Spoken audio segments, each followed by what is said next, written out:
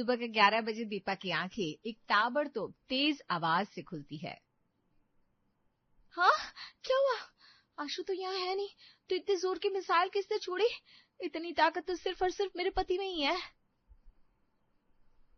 वो बिस्तर पर बैठी बाहर हॉल में झांकती है, वहां कोई नहीं था। तभी बादल फिर से गरजते हैं। ओह, ये तो बादल के गरजने की आवाज थी। बताओ, बेकार में नींद टूट गई मेरी। थोड़ी देर और सो लेना चाहिए। दीपा दोबारा सोने की कोशिश करती है, पर इस बार उसे नींद ही नहीं आती। किसी ने सच्ची कहा है, एक बार नींद टूट जाए तो टूटे हुए कप की तरह होती है, पहले जैसी होती ही नहीं। दीपा उठ चुकी थी और उठने के बाद उसका यूसुल था कि आधे घंटे के अंदर घर का सारा काम निपटा डालेगी। वो फटाफट रोबोटिक वैक्यूम क्लीनर ऑन करके उसे फ्लोर पर झाड़ू लगाने छोड़कर खुद बाथरूम में ब्रश करने और नहाने चली जाती है। 7 मिनट में झाड़ू और नहाना दोनों हो गया। अब फटाफट गर्म पानी पी के पेट खाली करती हूँ, फिर वेट चेक करूंगी। पूरे 4 दिनों से एक्सरसाइज कर रही हूँ, 200 ग्राम तो कम से कम होना ही चाहिए। अपना वजन देखने के बाद घर पर मॉप से पोछा लगाकर 5 मिनट अपनी जगह पर वॉक कर दीपा किचन में जाती है। पूरी रसोई में ऐसी खुशबू फैली थी जिससे उसके नथुने नाचने लगते हैं। बताओ, अभी इतनी देर एक्सरसाइज करके आई हूँ और भाभी ने कुछ टेस्टी बना दिया। ये भाभी ना जल्दी है मुझसे। सारा काम निपटाने के बाद 25 मिनट ही हुए थे। दीपा फौरन सिंक देखती है। उसपे एक प्लेट और एक कप था। कितनी बार कहा है आशु से कि जब चाय बनाकर पीती हो तो साथ में कप भी धो दिया करो, पर नहीं, ऊपर से ये नाश्ता अपने हाथ में लेकर भी तो कर सकता है। प्लेट लेने की क्या जरूरत है, बताओ। वो खुद से बात करने में 1 मिनट निकल गया। 4 मिनट के अंदर दोनों बर्तन धो देती हूँ, फिर जाऊंगी भाभी के पास। भाभी के यहाँ दोपहर के खाने की तैयारी हो गई होगी। अब घर तो एक ही है, जब वहां खाना बन गया तो मैं बेकार में मेहनत क्यों करूं। अकेली जान हूं, मुझे तो खाना खिलाई सकती भाभी। मटकती हुई दीपा सीढ़ियों से ऊपर अपनी जेठानी के छत वाले फ्लैट पर जाती है, जहां जूली छत से बारिश का जमा पानी निकाल रही थी। आहा, बारिश के बाद अलग ही मजा आता है ना। मौसम में कितनी ठंडक आ गई है, नहीं भाभी? वो तो मुझसे पूछ, इस बारिश ने तो तबाह करके रख दिया है मुझे। वैसे आज बड़ी जल्दी सुबह हो गई तेरी, क्या बात है? दोनों देवरानी जेठानी बातें कर रही थी, तभी अंकित अपनी भरी थाली लेकर कमरे से बाहर आता है। ये तो और है, अभी क्या जरूरत थी प्लेट लेकर बाहर आने की।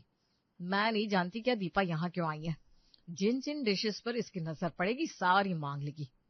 जूली अपने एक हाथ से और आंखों से अपने पति को अंदर जाने का इशारा करती है, पर दीपा से कहाँ कुछ छिपने वाला था। वो फटक से पलट जाती है। ये आपने इशारा किसे किया भाभी? अरे भैया, वही मैं सोचू, भाभी के इशारों पर नाचने वाला इस घर में एक ही तो शख्स है। पूरी, अचार, आलू की सूखी सब्जी, परवल की पकौड़े, बाप रे बाप, इतना कुछ। कटोरी के बगल में बर्फी नहीं देखी क्या तुझे? बाजार में 1200 रुपए किलो थी, वो तो मेरी जान पहचान वाले से 1100 रुपए में 1 किलो का डब्बा लेकर आया हूं मैं। सच कहूं तो भैया मेरी नजर ना जरा कमजोर है। जबान ही है जो थोड़ी ठीक है। और फटाक से दीपा अपने जेठ की प्लेट से बर्फी उठा लेती है। मौसम जरा बिगड़ रहा है, नहीं मैं अंदर जाता हूँ, नहीं तो बारिश आ जाएगी तो खाना खराब हो जाएगा। हाँ जी, आप अंदर जाइए, हम दोनों यहीं खुली हवा में बैठे। इसीलिए तो ऊपर आई होगी दीपा, तू नीचे जी घुटता होगा ना। पर बड़े फायदे में है तू, हमें देख, नीचे की तरह यहाँ सर पर छत तो है नहीं। ऐसा छत मिला है हमें कि सर पर छत ही नहीं मिली। कमरे से बाहर आओ तो सीधा आसमान दिखता है। हॉल जैसी कोई चीज होनी चाहिए, नहीं? जूली अपनी बातों से दीपा का दिमाग खाने से हटाने की कोशिश कर रही थी, पर दीपा का ध्यान अपने जेठ पर ही था। वो चेयर से उठती और सीधा अपने जेठ के कमरे में चली जाती है। वहां बिस्तर पर एक दूसरी प्लेट रखी हुई थी, जिसमें 7 प्रकार का सूखा नाश्ता था। बाप रे बाप भैया, ये गलत है। जब एक ही प्लेट खानी थी आपको तो दूसरी प्लेट तैयार नहीं करनी चाहिए थी ना। अब इतना सारा खाना वेस्ट होगा तो भाभी बहुत गुस्सा करेंगी। ओफो, अब ये सारा सूखा नाश्ता मुझे ही खाना पड़ेगा। कोई ना, लंच समझ के खा लूंगी। ब्रेकफास्ट तो करके आई थी मैं, ऐसा नहीं कि भूखी हूँ। अब इतना कुछ क्यों करना है, कोई खास कारण क्या? आप लोगों की एनिवर्सरी? नहीं, वो नहीं हो सकती। उस दिन तो आप मंदिर में जाकर माथा पीटते रहते हो। झुंझलाती हुई जूली कमरे में आती है। शाम के 5 बजे की फ्लाइट है हमारी, हम 3-4 महीनों के स्टेकेशन पर जा रहे हैं। भाई ने अरेंजमेंट करवाई है।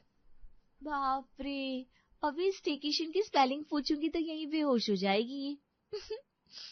पिस्टा चला चला कर लोगों को बोली बहुत आ गई। हिस्से में 25 लाख रुपए कैश मिले थे, तो यही लोग घूमेंगे। इतने लंबे वक्त के लिए जाने की क्या जरूरत है भाभी? इतने बड़े घर में हम मियाँ बीवी रहेंगे, उसमें से ये तो दिन भर ऑफिस में रहता है। घर की सिक्योरिटी भी तो एक चीज होती है ना। बिल्कुल सही बोल रही हो दीपा तुम। फिर रहने देते हैं क्यों जूली, छोड़ देते हैं, क्या करेंगे जाकर। चुप रहो, 2 मिनट खाना दिया है ना, खाना खाओ। और हम देवरानी जेठानी बात कर रहे हैं ना, बीच में क्यों बोल रहे हो? यहाँ रहकर भी कौन सा हमें कोई फायदा हो रहा है दीपा? तुम्हारे भैया का काम कितना ही चलता है, गर्मी गर्मी बस सीजन होता है, सेल अब बारिश में कौन ही एसी लेगा, क्या ही कमाई होगी। बड़े दुखी थे ये, इसलिए मेरे भाई ने स्टेकेशन की व्यवस्था कर दी। कुछ दिन अब जरा मैं भी आराम करना चाहती हूँ। इस बार तो ऐसी अजीब सी बारिश हुई है कि मन बिल्कुल खराब हो गया है। जब देखो छत पर काई जमी रहती है, बार बार छत से पानी निकालते निकालते देख ये दिन आ गया कि हमें निकलना पड़ रहा है। अरे यार, ऊपर भाभी रहती है तो छत पर पानी जमा होने देती नहीं, भाभी नहीं रहेगी तो पानी कौन निकालेगा? ऐसे अगर ऊपर पानी जमा रहा तो नीचे हमारा छत टपकने लगेगा, ये तो बड़ी दिक्कत वाली बात हो जाएगी।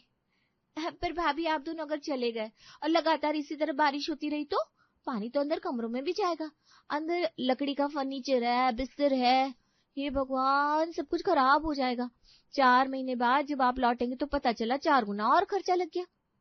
जिंदगी में पहली बार तूने समझदारी की बात की है दीपा।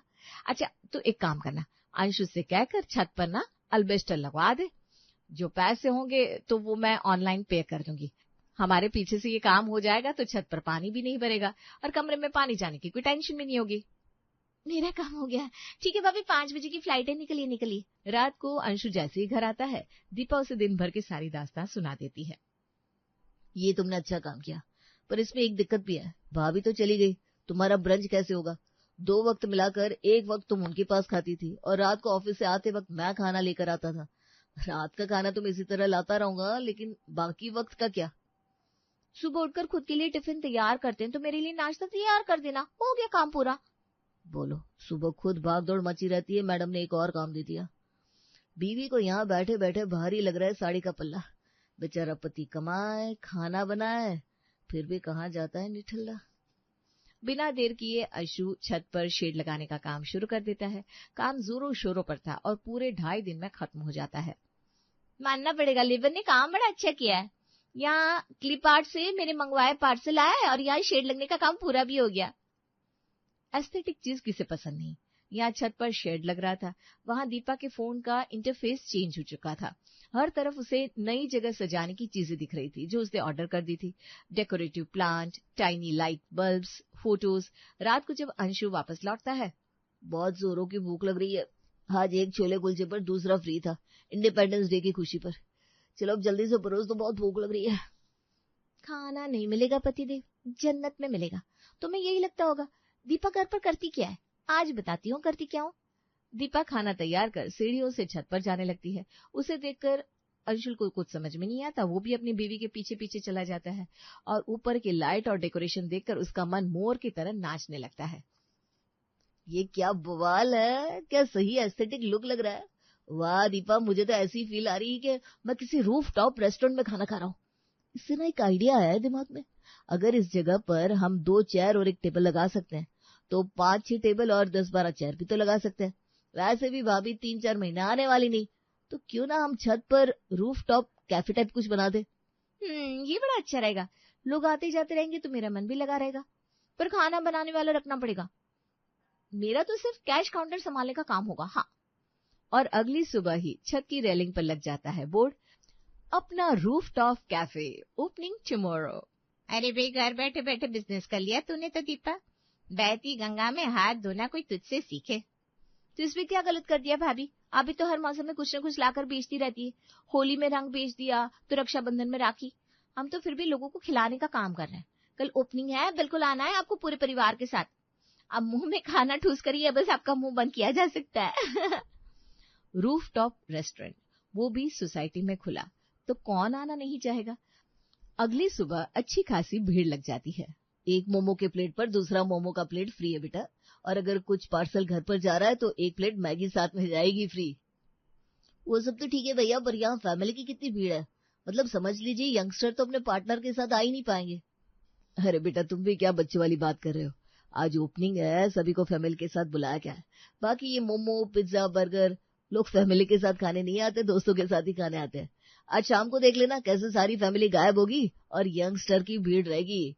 तुम लोगों के लिए तो खोला है मैंने ये रूफ टॉप रेस्टोरेंट, जिसके साथ आना है आओ, कोई कुछ नहीं बोलेगा, मैं हूं ना। अगली शाम धीमी बारिश हो रही थी। ओपन किचन में कुक पास्ता मैगी बना रहा था। दीपा के रूफटॉप रेस्टोरेंट के शेड के नीचे ज्यादातर कपल्स बैठे थे। कोई बारिश की रील बना रहा था, कोई फोटो खिंचवा रहा था। तभी एक कपल लड़ते हुए वहां आता है। तुमसे शादी करके मेरी जिंदगी में सिर्फ 2 चीजें आई है, टेंशन और तुम्हारे खर्राटे। और मेरी जिंदगी में तुम आई हो जो हर बात का हिसाब रखती हो।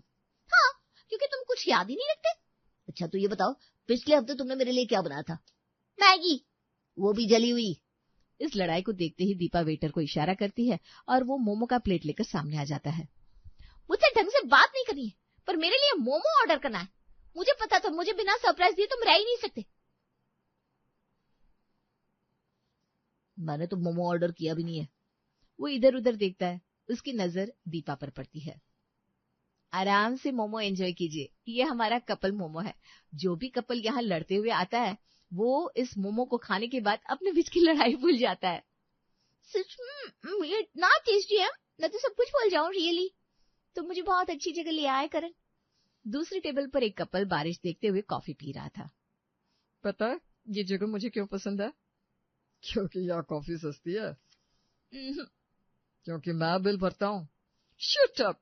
क्योंकि यहाँ बैठकर तुम्हारा चेहरा कम दिखता है, बारिश ज्यादा दिखती है। एक कोने में 2 लड़कियां फोटो खींच रही थी। रुको रुको, फोटो मत लेना, पहले मोमोज को थोड़ा आगे रखो। फोटो तेरी है या मोमोज की? आजकल सोशल मीडिया पर दोनों में फर्क नहीं है, और कॉफी बैकग्राउंड में रहेगी। अमीर दिखना है, खर्चा नहीं करना है। भैया जरा मुझे भी कुछ खिला दो, यहाँ मैं भी भूखी बैठी हूँ।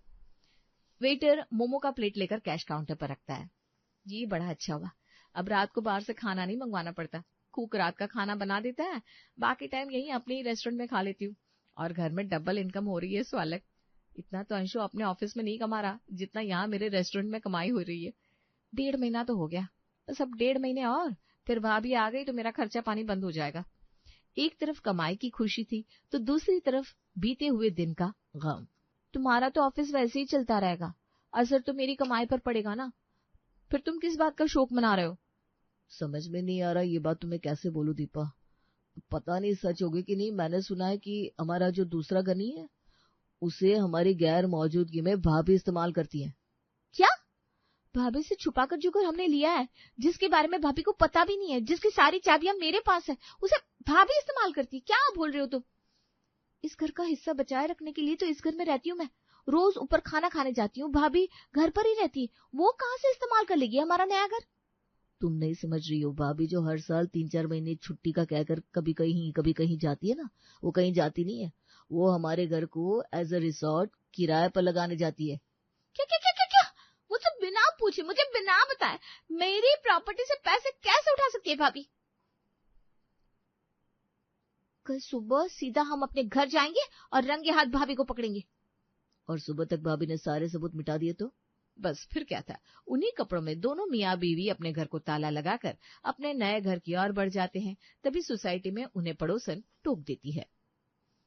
रात के 1 बजे कहाँ जा रहे हो तुम दोनों? वो तो मैं खिड़की दरवाजे बंद कर रही थी तो नजर पड़ गई। अरे भाभी आप अपने काम से मतलब क्यों नहीं रखती? नजर पड़ गई तो नजर हटा लीजिए ना, और जाते वक्त ना टोका मत कीजिए। चलो अंशु। दीपा की बात पड़ोसन के दिल में तीर की तरह चुभ जाती है और अंदर जाते ही वो सबसे पहले लगाती है जूली को फोन। इतनी रात गए किसका फोन आ रहा है? लगता है किसी बुकिंग के लिए कॉल है। हेलो, कहाँ हो जूली? कोई हिसाब किताब करना है कि नहीं? यहाँ तुम सोच भी नहीं सकती इतने ग्राहक आते हैं, हिस्सा बराबर मिल रहा है ना तुम्हें अपने रेस्टोरेंट का? है? मुझे बिना बताए अंकित ने रेस्टोरेंट खोल भी लिया? मैंने कोई रेस्टोरेंट नहीं खोला है भाई। पूछो भाभी से कि किस बारे में बात करी वो। तुम्हारे देवर देवरानी तुम्हारे छत को रेस्टोरेंट बनाकर इस्तेमाल कर रहे हैं। पता नहीं क्या तुम्हें? 1.5 महीना हो गया इस बात को, और अभी दोनों बाहर निकले हैं। पता चला इस रेस्टोरेंट को अपना बताकर बेच दिया इन लोगों ने। क्या क्या क्या क्या? मुझसे बिना पूछे, मुझे बिना बताए मेरी प्रॉपर्टी को इस्तेमाल कैसे कर सकते हैं? अंकित अभी के अभी चलो, रंगे हाथों पकड़ना होगा दोनों को, वरना सारे सबूत मिटा दिए जाएंगे। एक तरफ से दीपा और अंशु निकले थे, दूसरी तरफ से जूली और अंकित, और रास्ते में ही दोनों की मुलाकात हो जाती है। पिछले 2-3 सालों से मेरे घर को रिजॉर्ट बनाकर इस्तेमाल कर रही हैं आप? फार्म हाउस समझ कर रखा है क्या मेरे घर को? आहा, पिछली बार मेरी छत में तुमने सावन मेले का स्टॉल लगा दिया था और इस बार पूरा रेस्टोरेंट तैयार कर दिया। जब खुद के घर शीशे के हो तो दूसरे के घर पर पत्थर नहीं मारते दीपा। ना छत पर मैंने शीशे का इस्तेमाल किया है, ना ही पत्थर का। मैंने तो आपके खाली पड़े छत का इस्तेमाल किया है, और देखा जाए तो छत भी दोनों का होना चाहिए। उस हिसाब से तो मैंने भी तेरे बंद पड़े हुए घर का इस्तेमाल किया है। देखा जाए तो हिस्से में जो पैसे आए हैं उसी से तो तूने ये नया घर बनाया है ना, तो इसमें तो मेरा भी हिस्सा होना चाहिए, जैसे कि मेरे हिस्से की छत पर तेरा है। अरे लड़ना बंद करो तुम दोनों। ये सोचो इतनी प्रॉपर्टी है हमारे पास, क्यों ना रिसोर्ट और रेस्टोरेंट को मिलाकर कॉम्बो में ही बिजनेस चालू कर दे तो। और भैया को भी पैसे के लिए दर दर भटकना नहीं पड़ेगा, और मुझे भी ऑफिस में सर की 4 बातें सुननी नहीं पड़ेगी। और मजाक मजाक में ही अच्छा खासा बिजनेस जो 2-3 महीने चलने वाला था, हमेशा के लिए चला दिया जाता है।